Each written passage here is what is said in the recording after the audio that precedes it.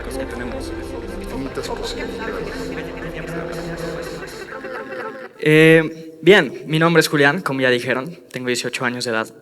Y hace 2 meses me convertí en el primer mexicano y más joven concursante en ganar el Premio Global de Estudiante Emprendedor. Y desde ese momento hasta ahora, muchas cosas se han dicho sobre IGIA, empresa en la que funjo como director general, nuestra lucha contra cáncer de mama y el potencial de nuestro producto EVA.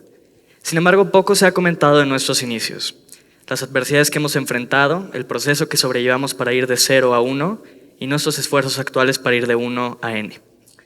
Y para comprender todas estas cosas, creo que es fundamental entender la motivación personal de todos los que componen IGIA. Y en mi caso, eso se remonta antes de mi nacimiento.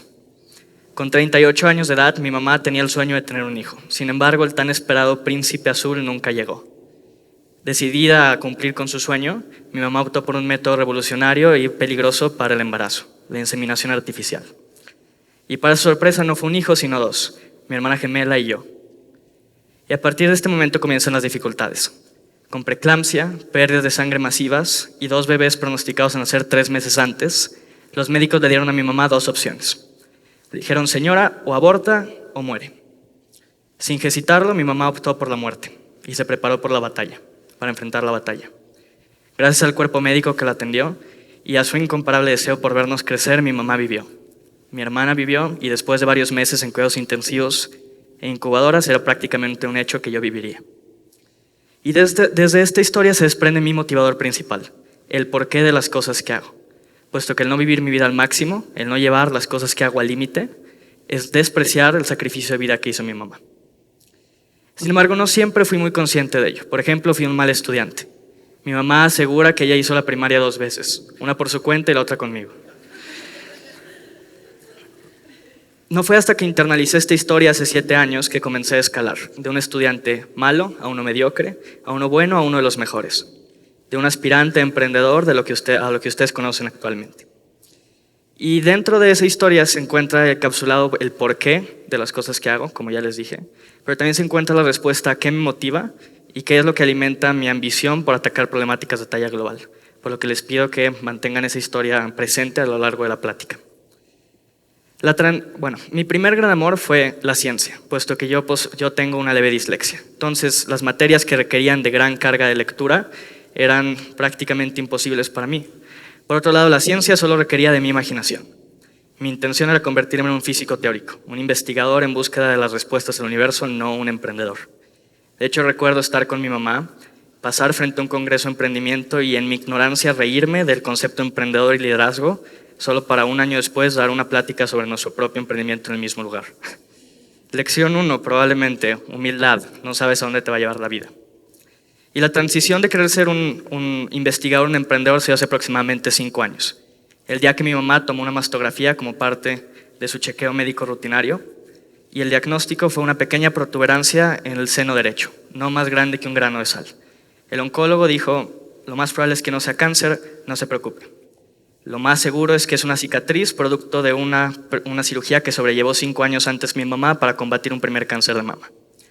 6 meses más tarde, mi mamá hace otra vez la mastografía, esta vez con un resultado muy diferente. El tumor del tamaño de un grano de sal había cobrado las dimensiones de una pelota de golf y no era 1 sino 2. Un diagnóstico de cáncer de mama en estado invasivo que me llevó a mi mamá a perder ambos senos y por muy poco la vida. Y fuera del dolor y sufrimiento que trajo el cáncer de mama a mi familia, también trajo consigo un fuerte sentimiento de traición. Traición por un sistema en el cual habíamos confiado ciegamente, seguido todas sus indicaciones, tomado todas las prevenciones posibles y a pesar de ello, todos esos esfuerzos habían sido en vano ante el monstruo que era esta enfermedad. Y desafortunadamente, por extraordinaria que parezca la historia de mi mamá, no es una aislada. Una de cada 4 personas de esta audiencia morirán por algún tipo de cáncer. Y el cáncer de mama continúa siendo la segunda causa de muerte más común entre mujeres. Después del diagnóstico de mi mamá, lo único que podía hacer era investigar todo lo que encontraba sobre cáncer de mama. Y esto en un intento desesperado por tratar de entender qué había salido mal y qué se pudo haber hecho mejor. Sin embargo, las preguntas que más me causaban problema era qué hubiese sucedido si mi mamá no tuviera acceso a servicios médicos de primer nivel o no tuviera una posición económica privilegiada. Las respuestas a esos interrogantes probablemente hubiera sido la muerte, o seguramente hubiera sido la muerte. Entonces comencé investigando los métodos de diagnóstico, las formas en las que se llevaba a cabo el tratamiento y las estadísticas anuales. Y en ese momento había 4 métodos de diagnóstico: la autoexploración, la mastografía, la termografía y el ultrasonido.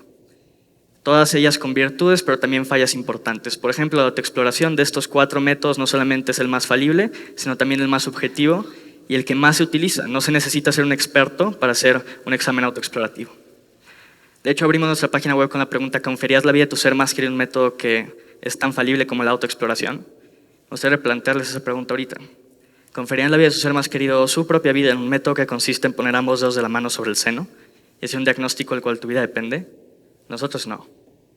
Entonces, 3 años después, al encontrar una clara relación entre cambios en la textura, coloración y temperatura del seno, estaba seguro que podía cambiar estas estadísticas y uní fuerzas con las 3 personas más listas que conocía en el mundo. Y pusimos en marcha lo que hoy promete convertirse en una revolución en la detección de cáncer de mama. No teníamos ni idea de cómo lo íbamos a hacer, pero teníamos 4 factores muy en claros. 1, el producto tenía que ser no invasivo, tenía que ser portátil, no podía emitir radiación o comprimir el tejido mamario, y tenía que ser un algoritmo, no un médico, el que hiciera el diagnóstico. ¿Por qué? Porque así, 1, te quitas la falibilidad humana, somos falibles, y 2, lo puedes llevar a comunidades rurales en donde no hay acceso a servicios médicos. Entonces comenzamos haciendo la tecnología en nuestra casa, comprando hojas de cobre y pintando sobre ellas y sumergiendo estas hojas de cobre en ácido, y listo, teníamos todo, se carcomía todo menos la pintura y teníamos nuestro circuito. Hicimos eso hasta que descubrimos que los gases que expedía eran probablemente tóxicos, entonces decidimos dejarlo. Pero luego teníamos otro problema: ya que teníamos los circuitos, los sensores eran milimétricos y no podías usar los métodos de soldado normales. Y la universidad en la que estábamos no nos iba a prestar su máquina de $1 millón, obviamente. Entonces, Antonio Torres, director de tecnología de la empresa, agarra el microhornito de su casa, lo desbaratamos completamente, recalibramos y listo. Teníamos nuestro primer método de soldado. El que se veía como una bomba, se escuchaba como una bomba porque aún está el timer, y después de tronar un transformador estoy seguro que era una bomba. Entonces así fuimos escalando, y dificultades encontrábamos todos los días, tanto internas como el cómo diablos vamos a hacer la tecnología, hasta externas. Por ejemplo, recuerdo la primera vez que llamamos a un oncólogo para aterrizar mejor nuestra idea. Íbamos recomendados, llamé, y a la mitad de la conversación el oncólogo me para y me dice: un chamaco no va a venir a decirme cómo hacer mi trabajo, y cuelga. Esa es la primera interacción que tuve con un médico. Y en ese momento hubiera sido muy fácil desistir, ceder la razón a quienes saben más, a los expertos. Sin embargo, no lo hicimos. Y casi 1 año y medio después o 2 nace Eva, que me encantaría que lo trajera aquí, pero no lo traigo conmigo. Eva, a pesar de lo que han visto quizá ustedes, no es un brasier, es un parche de biosensores. Este parche va en contacto directo sobre el seno y de ahí tomamos todos los datos de temperatura y los enviamos a nuestra plataforma móvil y web. Estos datos de temperatura arrojan información importante del interior del seno, puesto que zonas vasculares son zonas también donde hay cáncer de mama. Analizamos la información y damos un diagnóstico inmediato, tanto a la mujer como a su oncólogo personal, para reducir las brechas temporales de diagnóstico hasta un 95%. Y hablemos un poco de la ciencia detrás de Eva. El cáncer es cualquier enfermedad que reproduce normalmente células. Y para que esta reproducción se dé, se necesitan de 2 cosas: oxígeno y nutrientes, los cuales son transportados por medio de la sangre, el principal fluido de calor en el cuerpo. Es decir, a presencia de cáncer de mama, hay mayor flujo de sangre, lo que significa mayor temperatura. Y distintos tumores a distintas profundidades y distintos tamaños dentro del seno tienen curvas térmicas muy características, casi únicas. Lo que hace Eva es analizarlas, compararlas y al final dar un diagnóstico. Y desde el inicio hemos visto más aplicaciones a nuestra tecnología que apenas estamos explorando. Por ejemplo, tecnología similar a Eva no solamente tiene el potencial de detectar cáncer en las mamas de la mujer, sino también testicular, con un proyecto que llamamos Coeus, un nombre completamente feo. O Aquiles, un pequeño tapete en el cual te paras, medimos el flujo de sangre que hay en la planta del pie y a partir de ahí podemos prevenir amputaciones por pie diabético. De igual manera, en IGIA estamos trabajando en la base de datos más extensa en el mundo, sobre cáncer. Entonces imaginen, de repente doctores de todas partes del mundo tienen acceso a datos, miles de datos sobre cáncer, con los que pueden hacer investigación en vez de afrontar los enormes gastos que representa tener pacientes y traerlos al consultorio. En el proceso, IGIA se ha convertido en una organización con más de 10 colaboradores nacionales e internacionales.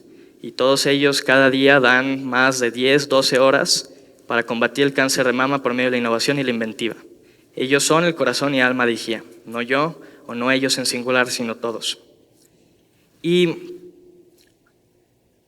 A pesar de que esos 10 son el alma y el corazón y alma de la compañía, IGIA es mucho más que ellos. Somos cada mujer con cáncer de mama, sus oncólogos, sus médicos, sus hijos, sus esposos. Porque en IGIA creemos firmemente que cuando luchas contra cualquier enfermedad, pero especialmente el cáncer de mama, cuando todos luchamos contra ella de forma directa o indirecta, es cuando en verdad podemos avanzar como sociedad.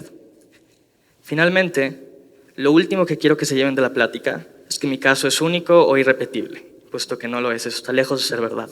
No soy ni más listo que ustedes ni diferente que ustedes. La única diferencia es que frente a la adversidad decidí ver posibilidades en vez de problemáticas. Gracias.